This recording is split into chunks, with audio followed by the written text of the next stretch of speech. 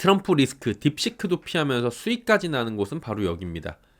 자, 1, 2월 주식시장 지금 어때요? 1월 중순부터 그럭저럭 가던 갑자기 증시가 변동성이 커진 거죠. 각종 굵직굵직한 이슈가 나옵니다. 좀 어지러워졌어요.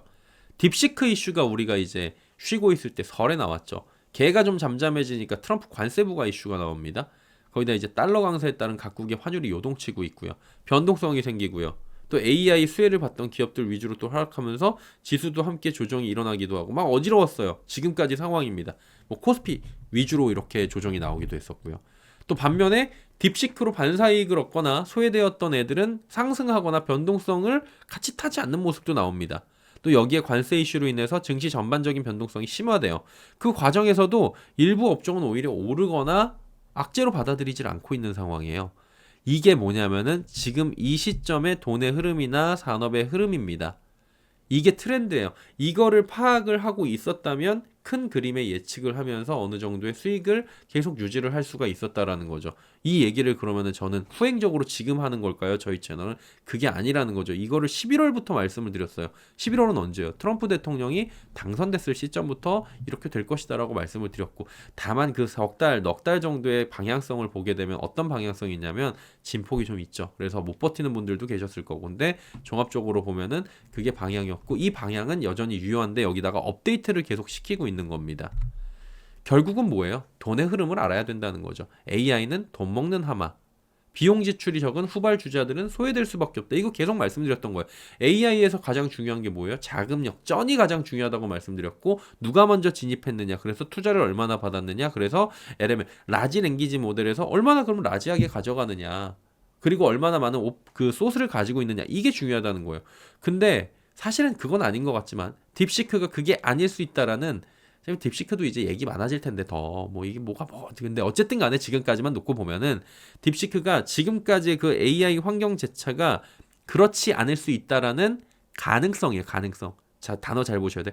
가능성을 제시하는 셈입니다. 실제는 아닐 수 있지만 그런 가능성을 제시를 하니까 그런 기대감이 올라오는 거죠. 국내에서는 글로벌 AI 흐름에 따라갔어요? 못 따라갑니다. 테크 기업들이 진짜 전무했어요. 이게 아예 따라가질 못했어요. 특히나 인터넷 대표 기업이라고 하고 있는 네이버, 카카오, 인터넷 플랫폼 관련주인데 AI 그렇게 올라갈 때 하나도 못 따라가고 있었어요. 얘네들은 투자 금액도 적고 기술력도 없다, 이런 얘기들. AI 관련 투자도 안 커요. 그러니까 야, 대한민국 큰일 났다. AI 시대에 관련 경쟁력 떨어질 수 있다라는 우려가 나오는데 라는 얘기까지 나왔었어요. 그런데 이번 딥시크 사태가 AI에 대한 인식 전환을 일부 가져온 거죠. AI 생태계 구축하는데, 모델 구축하는데 고사양이 필요 없을 수도 있어 라는, 어떻게 보면 희망 섞인 지금 이야기, 그리고 고비용이 아니어도 되는데 이런 논리가 나오기 시작한 거예요. 그러다 보니까 미국에서도 그동안에 AI 투자가 적다고 지적받던 애플의 주가가 상승했잖아요. 팔란티어나 그리고 소프트웨어 기업들의 주가가 올라갔잖아요. 국내에서도 어땠어요? 네이버, 카카오뿐만 아니라 AI 챗봇 관련 애들이 일제히 올라갔잖아요. 이게 왜 그런 거예요? 로봇 관련 애들이 올라갔어요. 왜 그래요? 이런 것들이 후발주자들, 그리고 결국에는 후발이고 선발이고 간에 AI가 발전해서 나아가는 방향에 궁극적인 방향성이 있기 때문입니다. 그래서 반사이익 수혜주만 보는 게 아니라 궁극적인 목적성까지 보셔야 되는 거예요.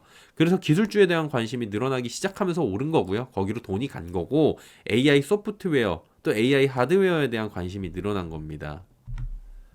자, 그래서 이거 보시면은 하드냐 소프트냐, 그러니까 아이스크림이야 이 뭐야, 하드 달래 소프트 달래 막 이런 느낌인데, AI 랠리 이끌 주도주, 이거 제가 작년에 올해 트렌드 말씀드리면서 AI 트렌드가 바뀔 거예요라고 말씀드렸습니다. 지자랑입니다. 이건 제가 진짜 열심히 분석을 해서 작년에 말씀드렸는데 이제야서야 이런 얘기가 나와요. 요거에 대해서 이제 얘가 뻘소리가 아니었구나 하셨으면 조금 이제 수익 내신 분들은 그냥 여러분이 잘 눈치껏 잘 캐치를 하신 거고 뭐 그런 거죠. 어쨌건 간에 지금 갑자기 AI 하드웨어가 올라갔던 거는 알파벳이 전망치를 예상보다 높게 제시했고, 그 다음에 투자가 늘어난다고 하니까, 아, 투자가 늘어나면 뭐야? 반도체도 늘어나겠지. 그러니까 GPU도 늘어나겠지. 데이터 센터가 늘어나겠지 하면서 관련주들이 올라간 건데, 시장에서는 이런 모습들이 핑퐁 현상이 나타나면서 결국에는 소프트웨어로 가지 않을까라고 보고 있는 거예요.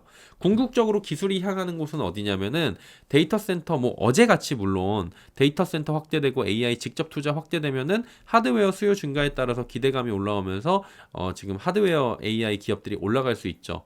그때마다 무슨 얘기가 나와요? AI 하드웨어는 안 끝났다. 주도주로 손색 없다. 이야기가 나오고 갑론을박이 나올 수 있는데 이거에 대해서 굳이 옳고 그름을 따지지 마세요. 그것보다는 궁극적으로 여기가 가는 기술 발전 방향을 확인을 하시기 바랍니다. 목적지를 보셔야 되는 거죠.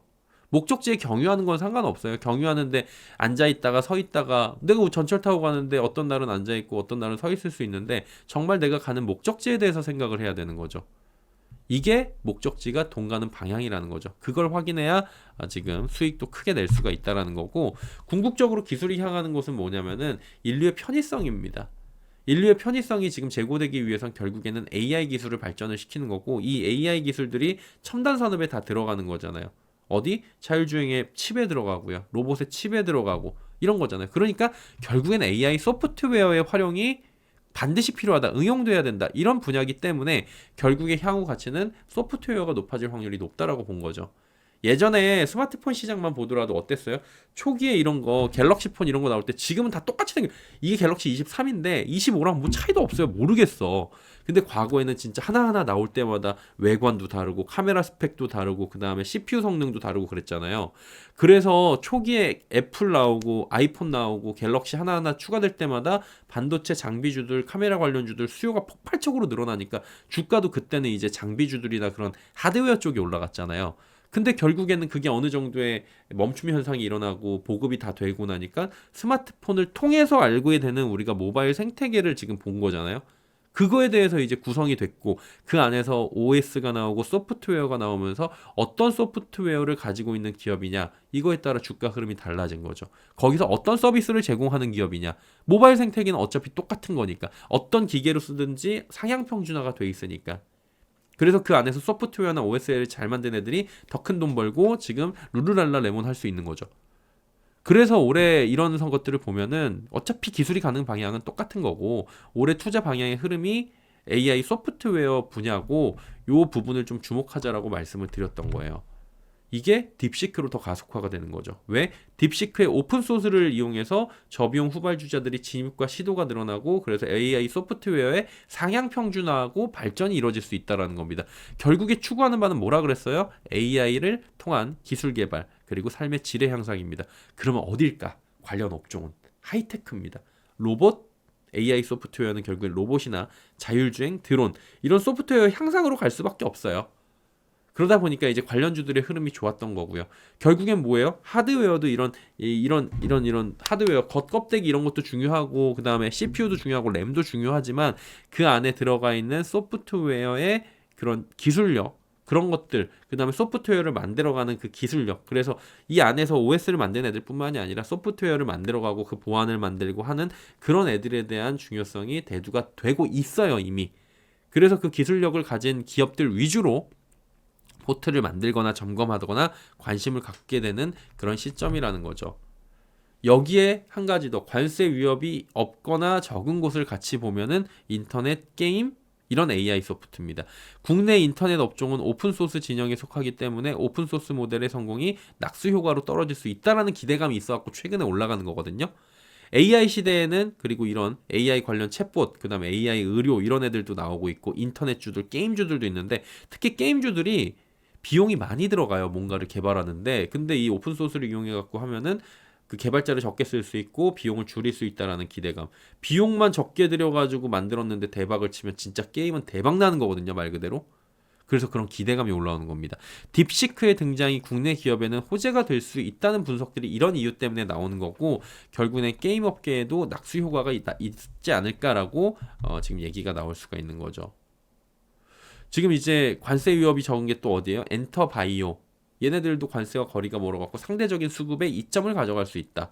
그리고 전력, 원전, 로봇, 드론, 자율주행 종합적으로 보면은 이런 업종들이 교집합이 될 수가 있다라고 지금 나오고 있는 거죠. 쭉 정리를 하고 있습니다. 근데 언제나 주의는 필요해요. 현재는 기대감으로 지금 AI 시대 소외되었던 일부 종목들이 올라가는 겁니다. 한계가 올 거예요. 어떤 한계? 실질적인 얘네들의 기술력이나 이익 전망치나 그리고 이익 개선치에 대한 한계가 오는 애들이 생겨갖고 걔네들이 빠져나갈 겁니다. 그래서 그 상황에서 빠져나가는 애에 투자하지 마시고 투자를 했는데 많이 수익이 났는데 얘는 좀 향후가 이상한데 그러면은 이제 비중을 줄이고 요런 트레이딩 관점도 필요하고 옥석 가리기도 필요하다는 거예요. 그리고 우리나라는 지금 돈 갈 곳이 애매해가지고 요쪽으로 테마성으로 올라가고 수급이 적은 상태에서 한 곳으로 몰리니까 더 크게 올라가는 요런 상황이 펼쳐진 것도 사실이거든요. 그러다 보니까 단기 과열에 대한 조정도 염두를 좀 해 두시는 것도 필요할 것 같고요. 항상 말씀드리지만 접근을 하실 때는 분할 관점으로 몰빵보다는 분할 매수 관점으로 들어가시는 게 사실은 가장 좋습니다. 그리고 포트는 적절한 분배와 현금 보유를 하시면서 접근을 하시고요. 그래서 딥시크의 저비용 고효율 AI 모델이 오픈소스로 공개가 돼 있다 보니까 이 기업들의 경쟁력 강화가 조금 이제 가능할 것으로 기대가 된다라고 말씀을 드리는 건데요. 그 AI 발전이나 딥시크 등장으로 AI 합종 연횡도 빨라질 수가 있어요. 그러면 이제 외국 기업이랑 우리랑 지금 최근에 손잡는 일이 많아지고 있잖아요. 대표적인 기회가 올 수 있다는 겁니다. 카카오 삼전 이런 애들인 거고요. 그럼 요 밸류 체인에 있는 애들을 보시면 돼요. 얘네들이 꼭 이제 볼 때 AI만 한다는 게 그냥 AI 챗봇이 아니에요. 로봇도 AI고 그 다 그런 거예요. 그러면 얘네랑 같이 손잡은 AI 대규모 기업들이 주로 지금 하고 있는 그 영역을 보셔야 됩니다. 이는 이 기업들에만 그치지 않을 것이라는 기대감이 지금 있고 전방위적으로 확산이 되고 있어요. 특히 특정 영역에서 두각을 나타내는 기업들이라면 언제든 이 밸류체인에 속할 수가 있고 새로운 기회의 영역으로 들어갈 수 있을 만큼 체크를 좀 하시는 게 필요할 것 같고요. 그러면 관련주를 좀 아시고 싶으실 텐데 지금 업종은 짚어드렸고 지금 시간이 애매할 줄 알았어 내가 이렇게. 그래가지고 제가 트럼프 당선 이후에 전해드린 섹터들하고 이게 다 맞닿아 있는 애들이에요. 그래가지고 미국 산업 흐름을 따라가 보시면 될 것 같은데 관련주는 서정덕 TV 들어가셔갖고 동영상 콘텐츠 눌러보시면은 내용들이 하나하나 좀 이제 10분짜리, 8분짜리 이런 식으로 정리가 돼 있어갖고 그 스킵하시면서 한 번씩 보시는 게 좋을 것 같아요. 야, 근데 나 이거 못 찾겠다 인간아 한번 해줘라 그러면 제가 이거 다시 한번 관련주 위주로 해갖고 이만큼 몇 판 또 준비를 해오면 되니까 그거 한번 만약에 요청이 필요하시면 요청을 해주시면 돼요. 그게 진짜 필요하다 하시면은. 그래서 국내 증시에서도 요 흐름이 이어지고 있는 만큼 자 지금은 중요한 게 주도주가 뭔지 이게 왜 주도주인지를 반드시 체크를 하시기를 바라도록 하겠습니다. 이런 부분들이 가장 중요할 것 같다라는 이야기가 들고요. 개인적인 생각은 딥시크로 인한 고사양 AI 반도체 전력 수요 끝난다 이런 소리는 개인적으로는 신빙성 되게 없다고 보여집니다. 이거 처음부터 말씀을 드렸던 거고 기본 전제 자체를 뭐 뒤흔들 정도로 엄청난 게 아니고 지금 딥시크를 막 전 세계적으로 못 쓰게 하고 있는 상황입니다. 보안 때문에. 그거를 증명을 하기는 얘네들이 지금 쉽지 않을 거예요. 앞으로 난관이 많을 겁니다.